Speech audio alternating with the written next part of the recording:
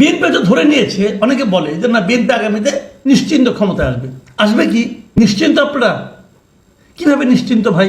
এই যে বিএনপিতে এত মারামারি হচ্ছে, বিএনপি চাঁদাবাজি করছে, আমরা বলছি, এটা থামছে না কেন?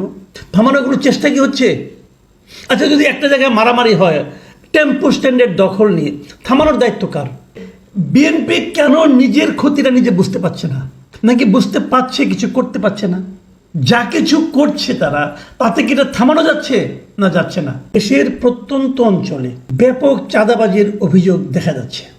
বলা হচ্ছে চাঁদাবাজি আগের মতোই আছে, কেবল হাত বদল হয়েছে। কারা করছে এইসব অপকর্ম? ৭৭,০০০ মন্তব্যের মধ্যে আবার ৭৭% উত্তরদাতা বলেছেন এর জন্য দায়ী বিএনপি ও তাদের সমর্থকরা। আর তারপর জামায়াত ও সমর্থকদেরকে দায়ী করেছেন 13%, আওয়ামী লীগ ও তার সমর্থক